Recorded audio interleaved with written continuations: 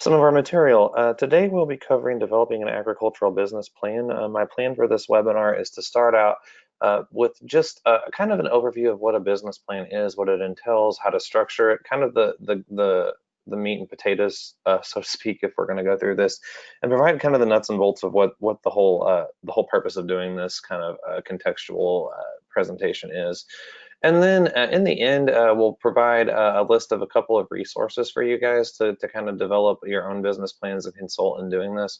But the real crux of this is to demonstrate the AgPlan software, which is put out by the Center for Farm Financial Management, which is based out of the University of Minnesota. So we'll conclude with that demonstration very briefly to kind of show you some of the tools that are available to implement some of the things that we've talked about.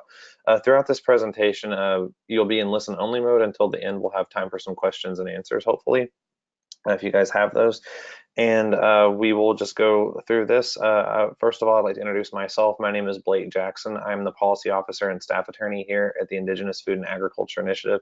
I have been here for a little over a year now. My specialties include economic development, natural resource management, food safety, and just general policy research as part of our work partnership with both the Native Farm Bill Coalition and some of the other funding streams and work portfolio that we've built out. And I'm very excited to be with you guys today and kind of teach this knowledge that might be needed in your business. So with that, I'll get going. Like I said, we are the Indigenous Food and Agriculture Initiative, and I kind of want to start with just a very baseline from what our work is and what we do. We are stationed at the University of Arkansas. We are located in Fayetteville, Arkansas, right in Northwest Arkansas. We were established in the School of Law in 2013 by, at the time, Stacy Leeds, who is now the Vice Chancellor of Economic Development, but at the time she was the Dean of the School of Law and is also a prominent Indian law scholar and a citizen of the Cherokee Nation. She and our founding director, Janie Sims Hip, formed our initiative. Janie was formerly at USDA over the Office of Tribal Relations and came and saw the need for us to kind of have outreach for tribal producers and Native nations across the United States in the areas of food and agriculture. So it was a very rich partnership between the agricultural background that existed here and the Indian law expertise that both of these fine professionals brought to the table at the time and continue to do so. We have since transitioned leadership. Our new director is Colby Duran, who was formerly our policy director on staff until last fall. We went with the transition to Colby as Janie transitioned to a new role at the Native American Agriculture Fund. But now that we have moved into a new role, and Stacy has moved into a new role as well as the Vice Chancellor of Economic Development, we have moved into the Office of Economic Development, are no longer in the law school. But this really builds on our mission of kind of having that entrepreneurial spirit of enhancing the health and wellness in tribal communities by advancing the healthy food systems that diversified economic development and the cultural food traditions in Indian country. So we're at a larger scale within the university to kind of offer these services and provide a greater, we have kind of a greater megaphone in our outreach now, and it really resonates and has been a wonderful place for us to continue the work that Janie and Stacy have started and Colby has continued to push forward in building out our additional work going forward. And we really like to think of the different kinds of things that we do in the work, and we try to capture this in one phrase that really kind of hits at home for all of us here at the initiative, and that is putting the tribal sovereignty and food sovereignty. Because we know that once you have control of your diet and the foods that are being consumed within your tribal nation, that kind of sets the stage for larger exercises of tribal self-governance and self-determination to happen. And our work in facilitating that is with providing that strategic legal analysis, the policy research, and the educational resources to empower those individual producers and tribal nations throughout Indian country in the areas of food sovereignty, agriculture, and economic development. We do this in a lot of different ways. First is we have the Scaling Up initiative where we help tribal businesses, ag producers, food businesses, tribal nations that want to take that next step. And this is a project that's been funded by the generosity of the W.K. Kellogg Foundation. And with that, we are doing the series of webinars as one of our many educational outreach tools. This is one of those webinars, and we're very thankful for that support from the Kellogg Foundation. Some of our other work that we're doing in this area is we are a research partner to the Native Farm Bill Coalition, which was instrumental. The coalition was instrumental in getting the 63 tribal specific provisions in the Farm Bill, and has we kind of have done all of the legislative and policy research behind what some of those provisions look like on the ground and helping get those implemented for Indian country. We have a 3-year cooperative agreement with FDA to do a food safety training series throughout the United States for tribal nations and tribal growers who may be subject to the Food Safety Modernization Act's produce safety rule. So going out and providing that specific training for tribal audiences and also developing a curriculum that is suitable for tribal audiences in terms of cultural context and the different areas of federal Indian law that apply. We also have a youth summit that we bring Native youth into the University of Arkansas every summer. It's geared towards students who want to continue the work in food, natural resources, and agriculture. This last year, we had about 50 students come on campus, and we're entering our 7th year into that, and it's been a very good thing in building that bench for the next generation and building that next level of producers going forward.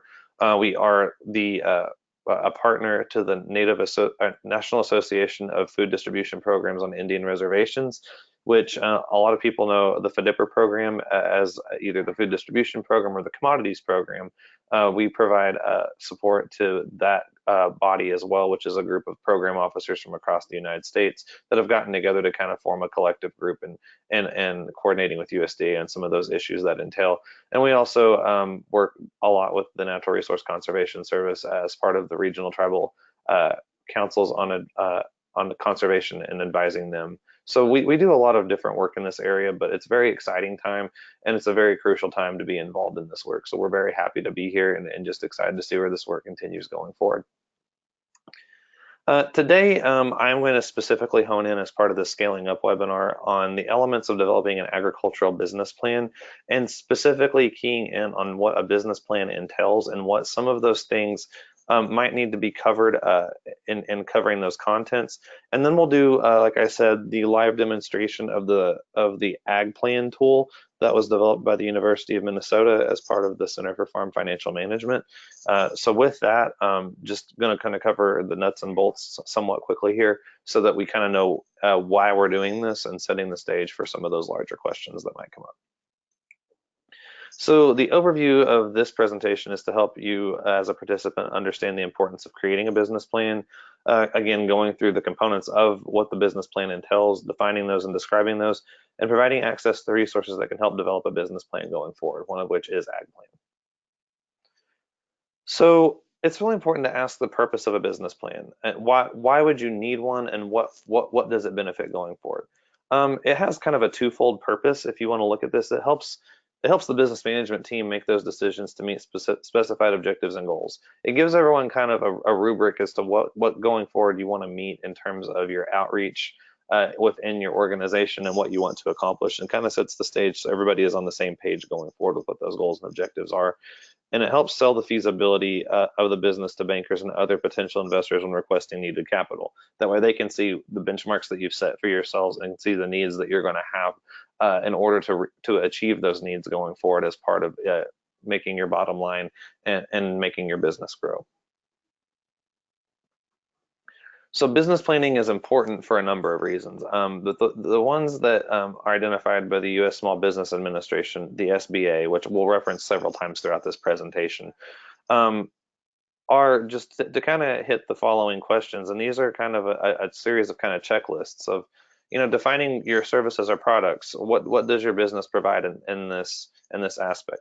What need are you fulfilling in the market by selling those products and services? And to whom are you selling those to? Who are your potential customers? What is your base here? Why should they buy it from you of all people? There's a lot of competition in the market, so it's important to know why you should be the business of choice going forward.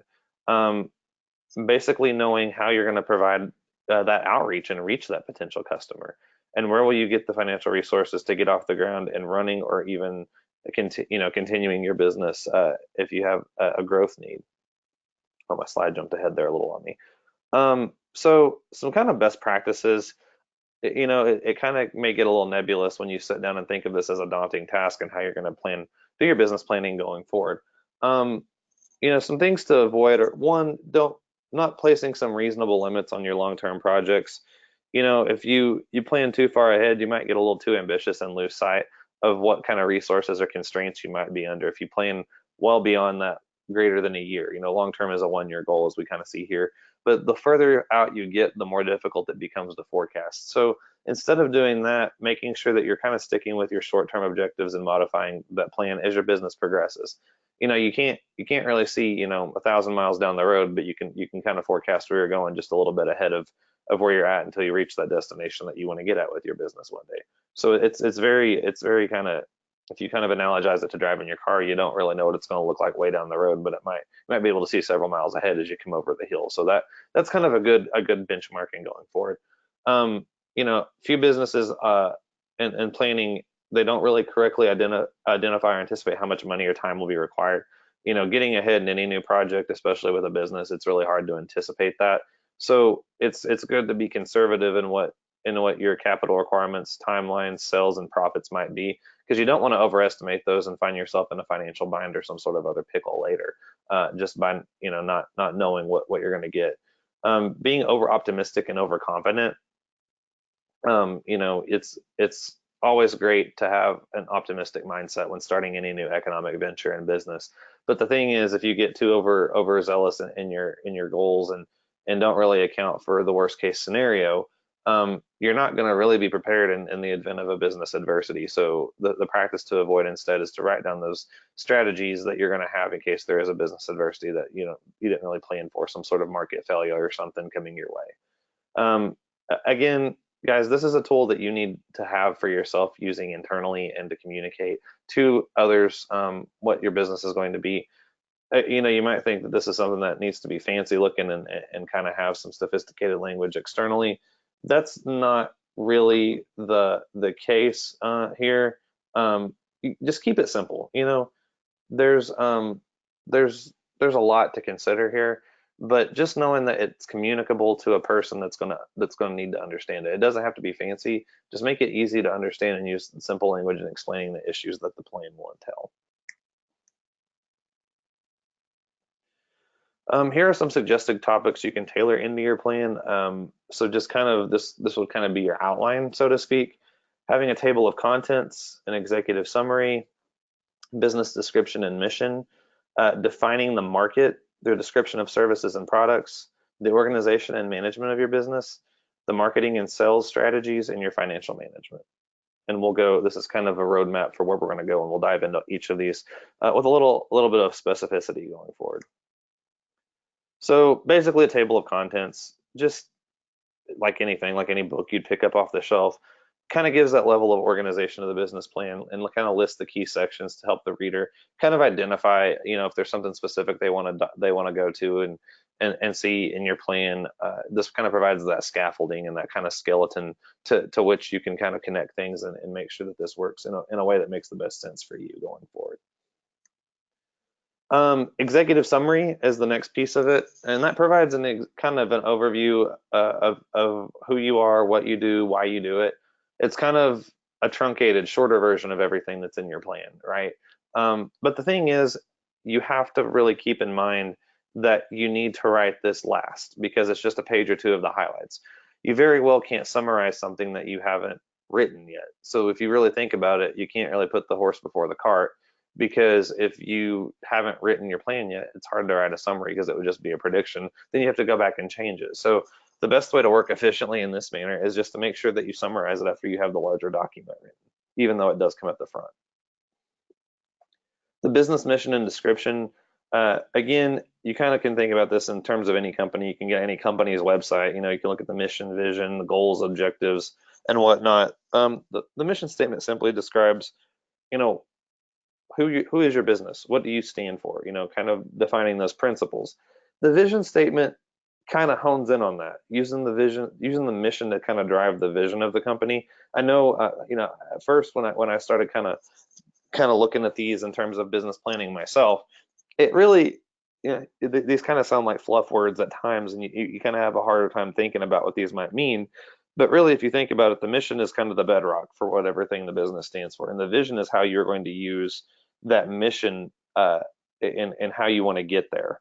So it kind of outlines what you want, where you want to be in the future. So think about the mission statement as more of the general overarching principles, but that vision statement kind of being the way that that vision statement kind of being the way that you want to get to those to your specific destination, kind of under that umbrella, so to speak.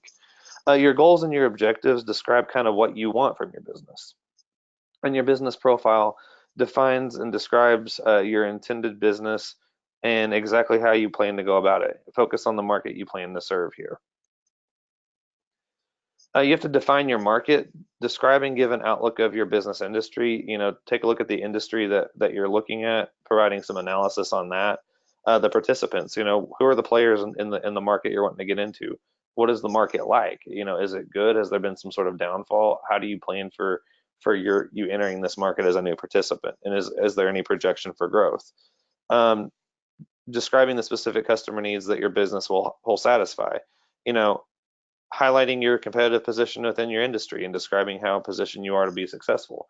I mean, and it makes sense when you think about it that way, for the fact that you're entering this new market, and these are things that it kind of makes you pause and think about before you enter in. That way you don't get blindsided by some sort of economic player or some sort of unforeseen market failure or downturn that you hadn't thought of. This really kind of forces you to do the research on that. So this kind of is a good tool to both communicate that you've done that research, but it's also kind of a self-assessment to pause and make sure you're not forgetting anything along the process before entering. Describing the services or products. Again, if you're going to communicate to someone your needs for your business, you're going to have to describe why you have those needs. What are you selling? How are you going to price it? How your product or your service is competitive within that market based on those prices and what you're selling, and focusing, on the benefits to the consumer and the customer, because at the end of the day, you're trying to address a customer's need, correct? So if you're entering a market, if there was no need to be addressed, you wouldn't be entering the market. So describing how you're best positioned to do that and addressing those customer benefits at the end. Uh, Detailing the organization and management for the business. Describing how your company is organized. Do you have a CEO? Do you have a CFO? Do you have a COO? Chief Executive Officer, Financial Officer, Operations Officer.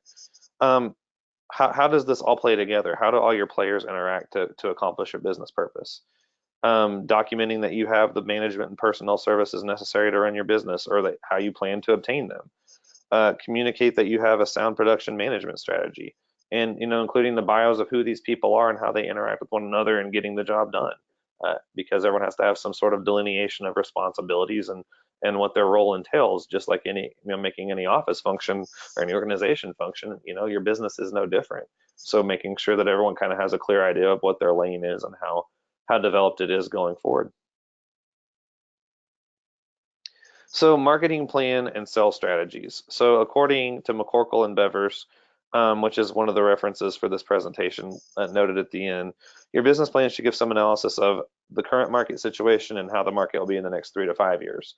So not only are you addressing kind of the immediate, but you kind of have to look a little bit further ahead to figure out how you're fitting into that larger picture, 3 to 5 years down the road.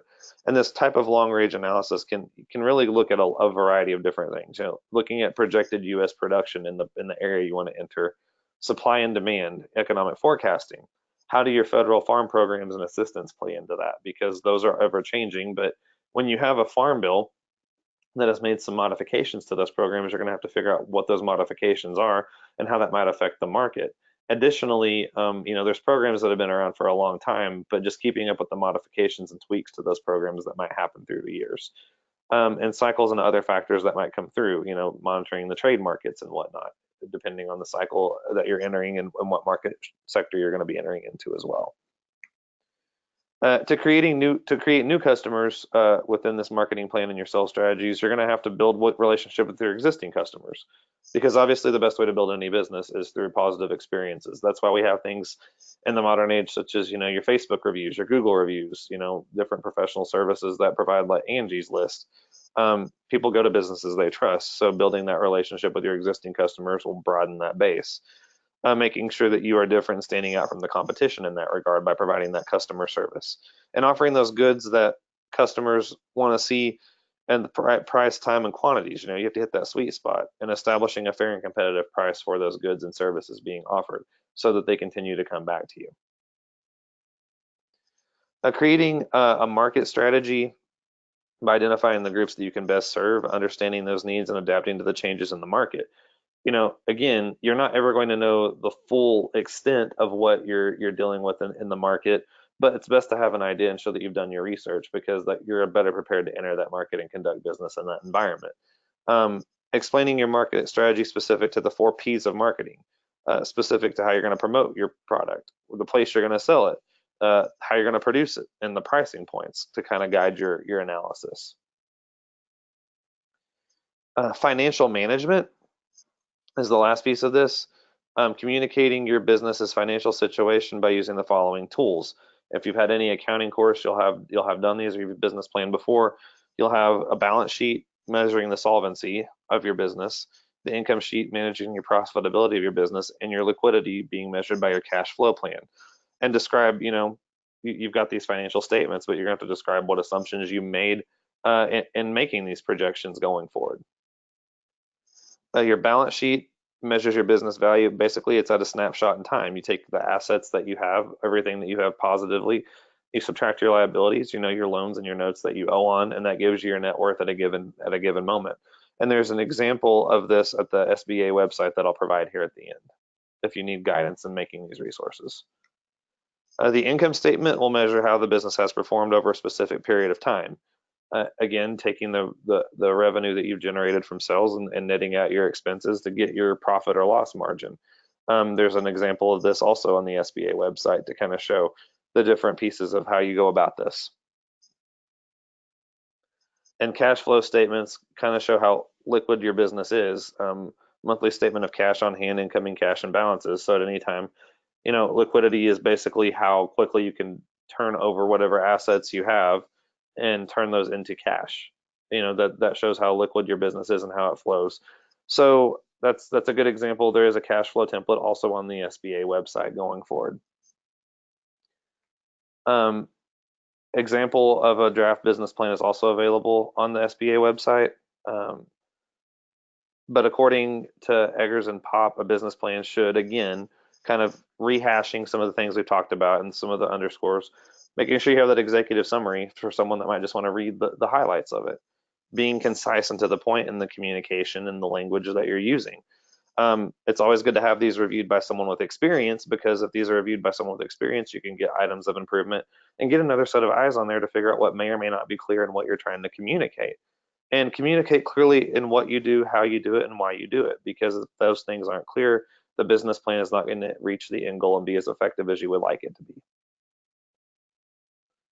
And remember to use in the business plan, remember, just use it going forward, distributing copies to those involved in the business, review it periodically as it is evolving in an evolving document. Look at your benchmarks and figure out how you are making progress towards those outcomes and the projected outcomes. Keeping records as needed and make changes to the plan as needed, because it's an evolving document. Here are the references for this presentation that are provided. The just basic elements of a business plan. The one at AgriLife Extension is available for download, but the one that's most widely used by people in the sector is the SBA's business guide. And this presentation, guys, if there's anything you would like to visit, I should say is that the presentation is being recorded live at the moment. So this will be available on our YouTube channel if you would like to revisit these areas specifically down the road. And there's some sort of something that may not, been covered in a way that you would like to have visited, or you have additional questions, or you're kind of hung up on something you can't really make clear from the information provided. This will be on the website, and also these slides will be available to you. And as a follow-up, I'm going to go through right now and demonstrate the tool for AgPlan, and kind of give you guys a walkthrough of what that looks like based upon the conversation that we've had here. So I'm going to log in from the beginning so you can kind of see what this looks like. So again, this is AgPlan. The link is in the PowerPoint, but I'll show you that here. You basically just log in. You have to create a free account. It takes 2 minutes. I did it this morning. So going through here, it's free resource.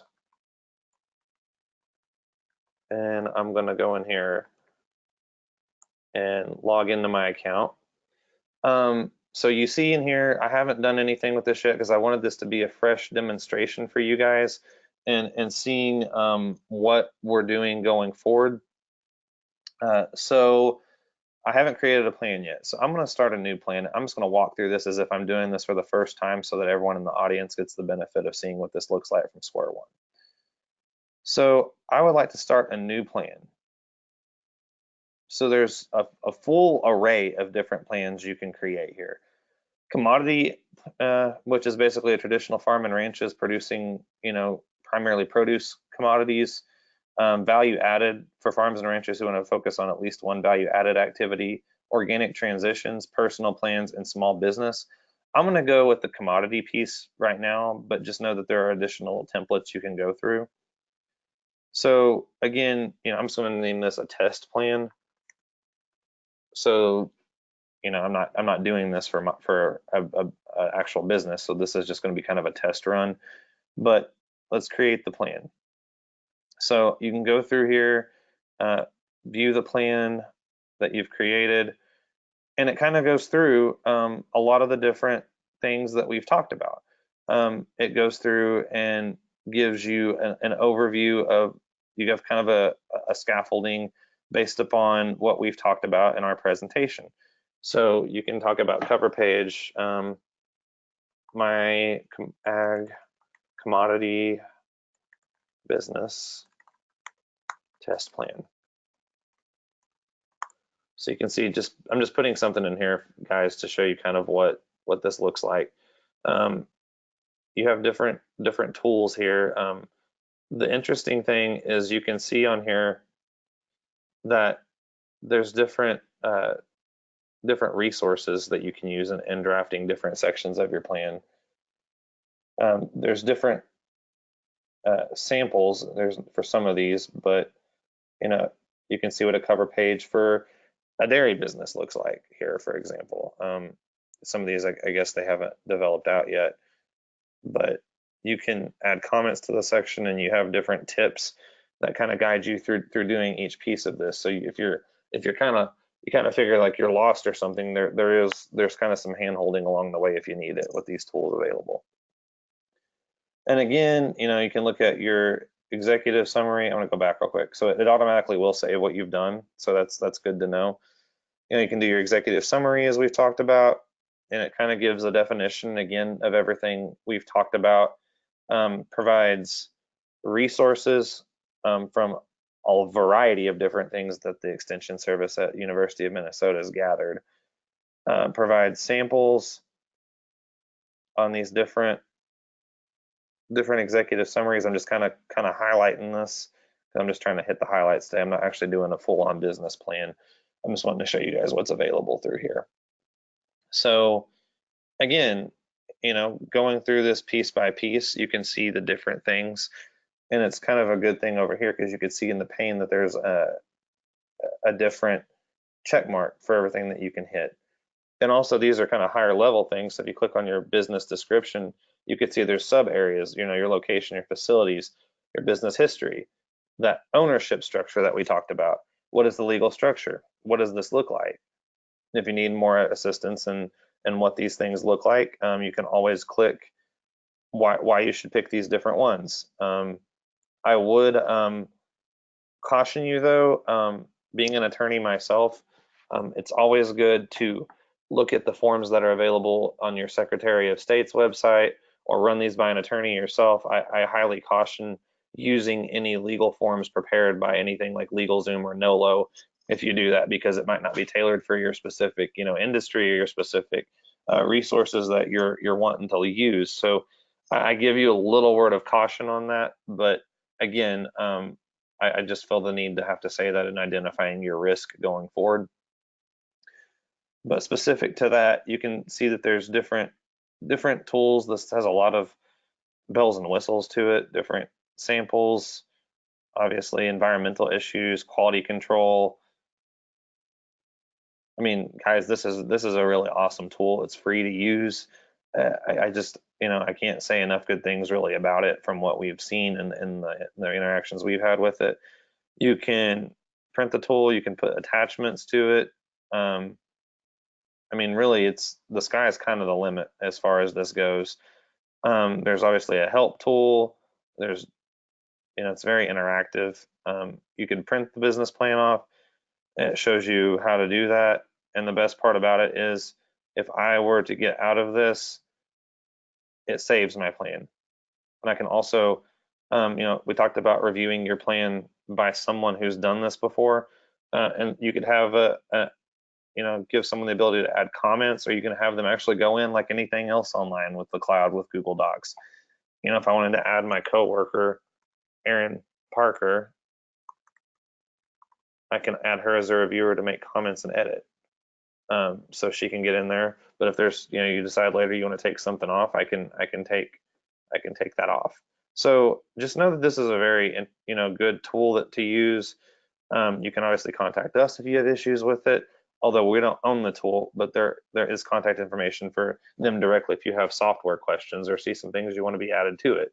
But you can kind of see the different pieces to this going forward. It's been really developed by a lot of different people who have been here. So again, yeah, it's a great tool for you guys to kind of use going forward.